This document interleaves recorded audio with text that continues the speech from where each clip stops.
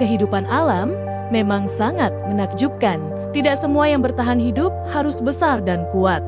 Sebagian hanya bekerja dengan cara sederhana, namun luar biasa, pelan, tenang, dan tersembunyi. Semuanya dimulai dari cara mereka melihat dunia.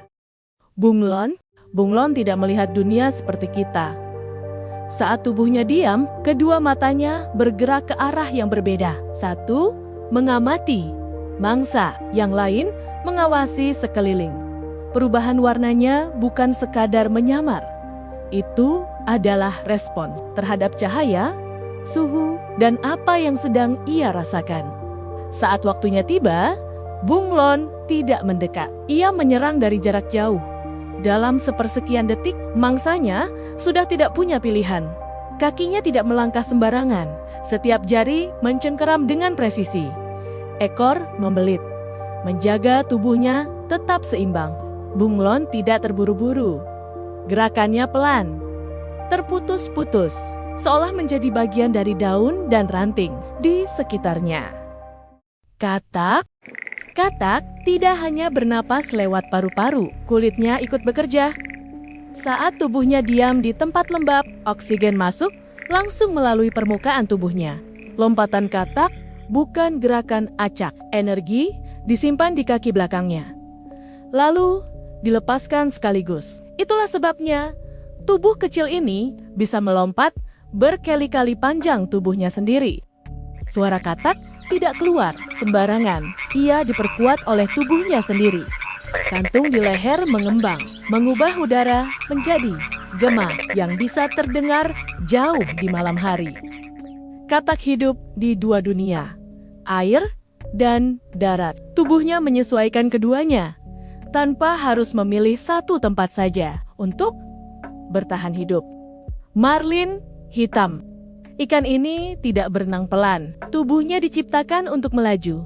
Saat bergerak, air seolah terbelah.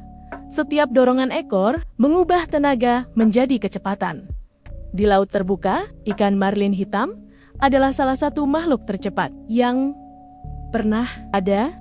Paruh ikan marlin bukan dibuat untuk menusuk sembarangan. Kepala dan paruhnya memimpin setiap arah gerak, mengganggu jalur mangsa, bukan menghancurkannya. Di laut terbuka, presisi selalu lebih penting daripada kekuatan. Di ruang tanpa batas ini, ikan marlin hitam adalah penguasa yang tenang. Burung hantu. Burung hantu tidak hanya mengandalkan penglihatan di kegelapan.